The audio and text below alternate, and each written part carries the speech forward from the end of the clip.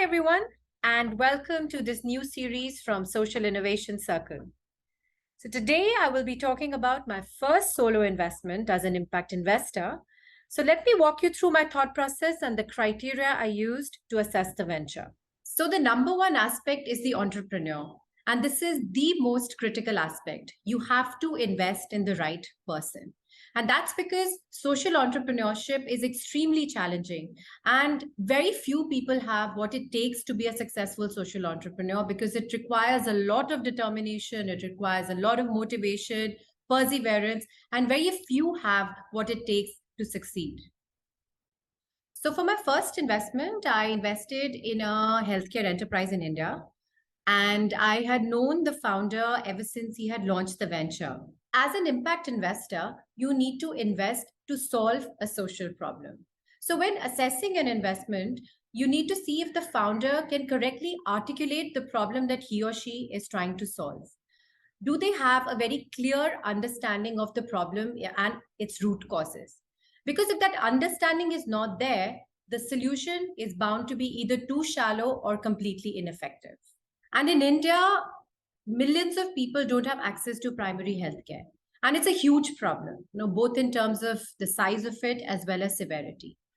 And the enterprise that I invested in, the founder had developed a very deep understanding of the problem. And that is because he had seen it from close quarters all through his childhood. And not only that, what he had unveiled or what he had discovered was a very unique insight into why that problem was happening. What was the root cause of the problem, right? Where were the breakdowns actually happening? So let's talk about impact. As an impact investor, you need to invest to create impact, to create change.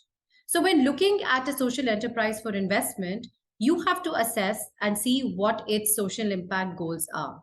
What's the kind of track record they have in terms of the impact that they have delivered? What is their potential to deliver more impact in the future? So in the case of the investment that I made, the venture had already impacted more than 1 million lives, and they were growing the number of centers across various states in India. And they had very clear visibility towards the kind of impact that they wanted to generate in the future and how the investment that they were looking to raise would help them meet that objective. So the last point I want to talk about are the commercial aspects.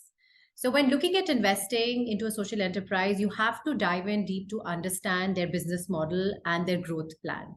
You have to assess what the market potential for them is. You have to figure out how near or far are they from their break even, how strong is the model, the business model that they have, and what their growth plan is all about. So the venture I invested in hadn't broken even at that time.